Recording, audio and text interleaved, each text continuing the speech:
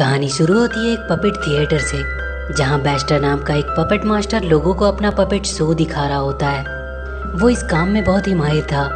वो एक magical disc की मदद से उन पपेट्स में जान डाल देता था, जिसकी वजह से लोगों को उनका परफॉर्मेंस बहुत पसंद आता था। पर बैस्टर के और अच्छा बनने की जिद ने उसमें घमंड और लालच पैदा किया। वो अब शहर के सारे लोगों को भी उस डिस्क की मदद से पपेट बना देना चाहता था, ताकि वो सबको अपनी मर्जी के हिसाब से कंट्रोल कर सके। उसके पास 3 पपेट्स थे, जिनके नाम थे ग्रम्पी, ब्रेनली और डिम्पिट। वो सारे पपेट्स बैस्टर को उस डिस्क से छेड़छाड़ करने से मना करते हैं, क्योंकि उन्हें नहीं पता कि उस डिस्क में चेंजेज करने से क्या होगा। पर बैस्टर उनकी एक नहीं सुनता है और वो उस डिस्क में कुछ चेंजेज करके उसे ऑन कर देता है। उस डिस्क के ऑन होते ही वहाँ लाइटनिंग होने लगती है और देखते ही देखते बैस्टर का हाथ अचानक से बड़ा हो जाता है, जो देखने में किसी लकड़ी का बना हुआ लग रहा था। वो अब बहुत ही बड़ा हो चुका था। वो हंसने लगता है। उसे इस रूप में देखकर वो तीनों पपेट्स भी बहुत डर रहे होते हैं। अब यहाँ से सीन शिफ्ट होती है और हम हार्वी नाम के एक लड़के को देखते हैं, जो अपने डॉग जेरी के साथ अपनी साइकिल से स्टंट करता हुआ अपने घर पहुँचता है। वहाँ उसे उसकी दोस्त मोनिका मिलती है। हार्वी उससे कहता है कि आज उसने एक नई गेम खरीदी है, जिसका नाम पपेट मास्टर है, और वो अपने घर के अंदर जाने लगता है। मोनिका उससे कहती है कि स्कूल ट्रिप के लिए अपने पेरेंट्स से परमिशन लेना मत भूलना। हार्वी घर आकर देखता है उसके डैड अपने म्यूजियम का प्रेजेंटेशन बनाने में बिजी हैं। वो अपने कमरे में चला जाता है और अपना नया गेम खेलने लगता है।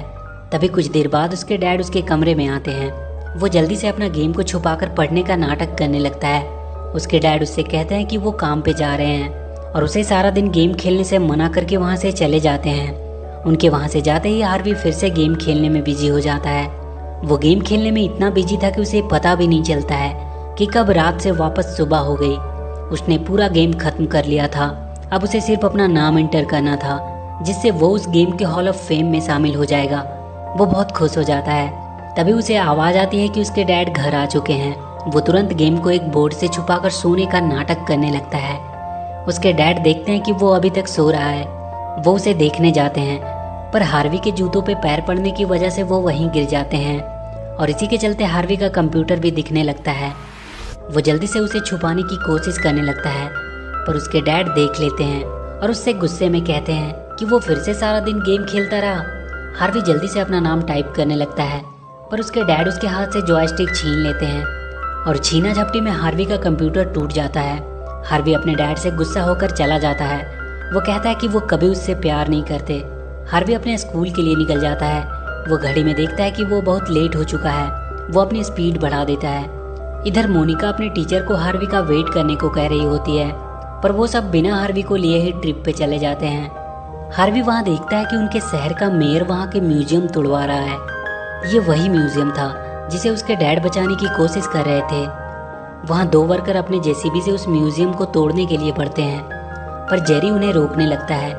हार्वी भी उन्हें रोकने के लिए वहाँ आ जाता है। वो एक पत्थर उठाकर उनकी तरफ फेंकता है, जो उस जेसीबी के इंजन में चली जाती है, जिसकी वजह से वो खराब हो जाता है और वो जेसीबी आउट ऑफ कंट्रोल हो जाता है। वहीं कुछ दूर पे मोनिका भी छुपकर ये देख रही थी। वो भी हार्वी के चलते अपने ट्रिप पे नहीं गई थी। हार्वी के डैड वहाँ के मेयर को कॉल करके उस म्यूजियम को तोड़ने से मना कर रहे थे, क्योंकि वो उनकी शहर की एक बहुत पुरानी धरोहर है, जिसे उन्हें अच्छे से संभाल कर रखना चाहिए। पर मेयर उसे बताता है कि अब तक तो वो म्यूजियम टूट भी चुका होगा। वो जल्दी से म्यूजियम की तरफ भागता है। इधर जेसीबी के आगे का हैमर गिरने की वजह से म्यूजियम के आगे बहुत बड़ा सा गड्ढा होने लगता है, जिसमें हार्वी और जेरी गिर जाते हैं। उसे बचाने के लिए मोनिका आती है और वो भी उसके अंदर गिर जाती है। हार्वी को वहाँ अंदर एक कमरा दिखाई देता है, जहाँ बहुत से डरावने दिखने वाले पपेट्स रखे हुए थे। हार्वी को वहाँ मोनिका भी मिलती है। तभी हार्वी को वहाँ दीवार पे एक डिस्क दिखाई देता है, जो उसे उसके जॉयस्टिक की तरह ही लगता है। वो उसे वहाँ से निकाल लेता है और उसे ऑन कर देता है। वहाँ फिर से वही लाइटनिंग होती है और वहाँ के नीचे से एक घूमती हुई सीढ़ी निकलती है, जो ऊपर की तरफ जाती है। वो तीनों उसके सहारे ऊपर आ जाते हैं। हार्वी के डैड भी भागते भागते म्यूजियम तक पहुँच चुके थे। वो देखते हैं कि म्यूजियम तो अभी भी सही सलामत है। हार्वी, मोनिका और जेरी ऊपर एक बहुत बड़े रूम में पहुँच चुके थे।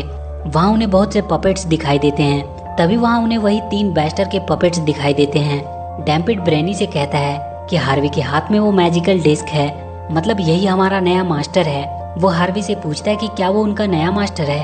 हार्वी कहता है कि वो किसी का मास्टर नहीं है। तब ब्रेनी हार्वी को समझाता है कि उसके हाथ में जो डिस्क है उसी की मदद से पपेट मास्टर सारे पपेट्स को कंट्रोल करता है। हार्वी उसे गौर से देखने लगता है और कहता है कि क्या वो भी इन्हें कंट्रोल कर सकता है। ब्रेनी उससे कहता है कि तुम्हें ये साबित करना होगा कि तुम इस डिस्क की पावर को संभाल सकते हो, उसके बाद तुम एक पपेट मास्टर बन जाओगे और फिर तुम सारे पपेट्स को वापस से जिंदा करके इस थिएटर को पहले की तरह ही खूबसूरत बना सकते हो। मोनिका उनसे कहती है कि ये कोई थिएटर नहीं बल्कि म्यूजियम है जो कि कुछ दिनों में ही तोड़ दी जाएगी। वो तीनों वहाँ से जाने लगते हैं। तब वो तीनों पपेट उन्हें अपने पुराने मास्टर बैस्टर की कहानी एक प्ले के जरिए बताते हैं कि कैसे उनके मास्टर ने पावर के नशे में अंधे होकर अपने हार्ट को इस डिस्क में डाल दिया, पर उसके बाद उसे इस डिस्क के पावर ने हमेशा के लिए कैद कर लिया। डिम्पिट हार्वी से कहता है कि वो चाहते हैं कि वो उनका नया मास्टर बने और उनके ग्रेटेस्ट मास्टर के हॉल ऑफ फेम में शामिल हो जाएं। ये सुन के हार्वी को उसके गेम की याद आती है और वो उनकी मदद करने को तैयार हो जाता है। वो हार्वी को ये डिस्क वहाँ ऊपर सेंटर में रख देने को कहते हैं जिससे उनके बाकी के पपेट्स जिंदा हो जाएंगे। हार्वी डिस्क के पीछे एक बटन के बारे में पूछता है। ब्रेनी उससे वो बटन को हाथ लगाने से मना करता है क्योंकि इसी की वजह से उसके पुराने मास्टर ने सब कुछ बर्बाद कर दिया था।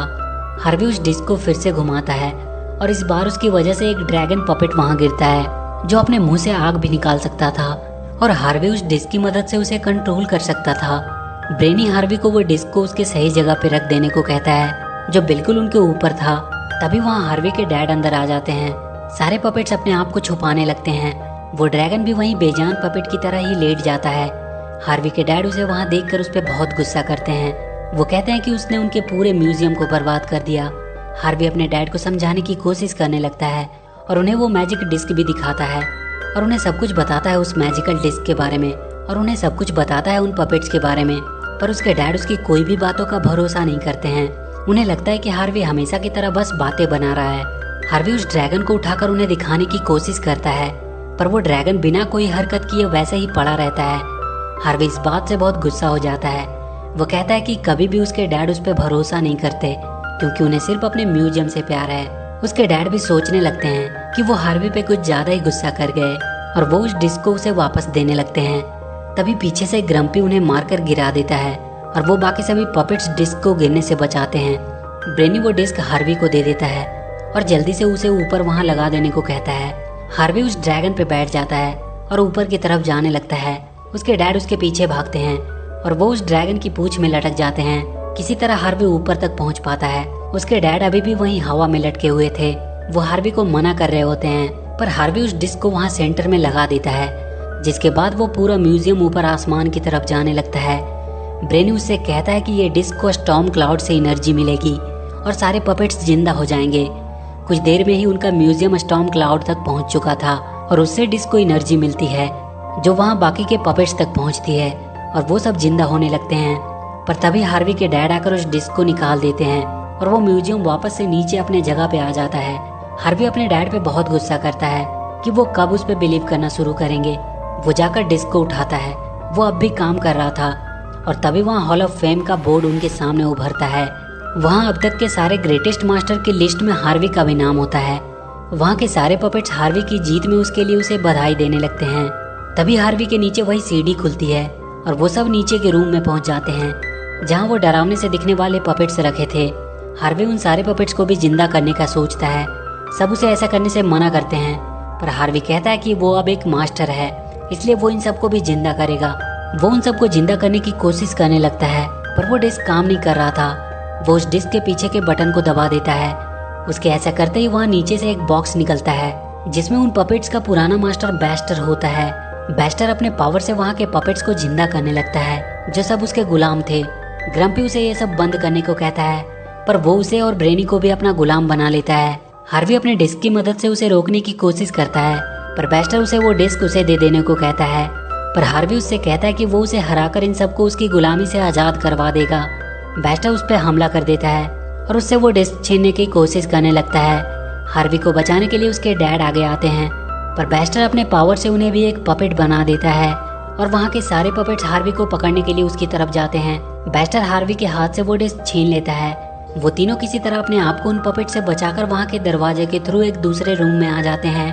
वो जगह उन्हें एक लैब की तरह लग रही थी। ये वही जगह थी जहाँ बैस्टर ने उस डिस्क में चेंजेस किए थे। मोनिका हार्वी से कहती है कि उन्हें बैस्टर से वो डिस्क हासिल करनी होगी तभी उसके डैड और वो पपेट्स वापस आ सकते हैं। हार्वी को वहाँ बैस्टर की तस्वीर दिखाई देती है जिसमें उसकी हार्ट की जगह वो डिस्क लगी थी।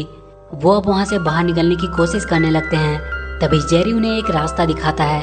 वहाँ एक लिफ्ट थी ऊपर जाने के लिए। वो उसके सहारे ऊपर जाने लगते हैं। बैस्टर बाहर आकर शहर के लोग और पूरे शहर को ही पपेट्स में बदलने लगता है। तब तक हार्वी और मोनिका भी ऊपर पहुंच चुके थे। हार्वी छुपता हुआ बैस्टर के नजदीक पहुंचता है और किसी तरह उससे वो डिस्क छीन लेता है और वो भागकर उस डिस्क को वापस से उसके जगह पे लगा देता है, जिससे उसके डैड और वो तीनों पपेट्स वापस से जिंदा हो जाते हैं। पर बैस्टर फिर से वो डिस्क हार्वी से छीन लेता है और उसे वहाँ ऊपर से नीचे फेंक देता है। पर उसके डैड उस ड्रैगन को लेकर आते हैं और उसे बचा लेते हैं। वो कहते हैं कि उसे किसी भी हाल में इस बैस्टर को हराना होगा, नहीं तो वो पूरे शहर को पपेट्स में बदल देगा। हार्वी उसे रोकने पहुंचता है। वो बैस्टर अपने बैट्स को उस पर हमला करने भेजता है, पर ड्रैगन की आग से वो सारे बैट्स खत्म हो जाते हैं। बैस्टर अब भी अपने पावर से उन पर हमला कर रहा होता है। हार्वी उसके हमलों से बचने की कोशिश कर रहा था। वो अपने डैड से उसका ध्यान भटकाने को कहता है और वो जाकर उससे वो डिस्क छीन लेगा। वो सब बैस्टर की तरफ बढ़ते हैं। उसके डैड वहाँ से जंप करके बैस्टर तक पहुँचते हैं और वो जल्दी से कूदकर उसके हाथ से वो डिस्क छीन लेता है। पर बैस्टर मोनिका को पकड़ लेता है और उसके बदले में उससे वो डिस्क वापस मांगता है। हार्वी सोचने लगता है कि इस डिस्क में ऐसा क्या है कि इसे लेने के लिए ये कुछ भी कर सकता है। तब उसे बैस्टर की तस्वीर याद आती है और वो जाकर उस डिस्क को उसके हार्ट के पास लगा देता है, जिसके तुरंत बाद उसके शरीर से ग्रीन कलर्स के गैस निकलने लगते हैं और वो अपने असली रूप में आ जाता है। बैस्टर हार्वी को उसके वापस से असली रूप में लाने के लिए थैंक्स बोलता है और वो गायब हो जाता है। सारे लोग जो पपेट्स बन चुके थे वो वापस से ठीक हो जाते हैं। उस डिस्क को म्यूजियम में रख दिया जाता है, जिसे देखने के लिए बहुत से लोग आने लगे थे और उस पपेट थिएटर को भी शहर के लोगों के लिए फिर से खोल दिया गया। और इसी के साथ ये मूवी यहीं खत्म हो जाती है। तो वीडियो अगर अच्छी लगी हो तो please do like and share the video and please subscribe to my channel and press that bell icon.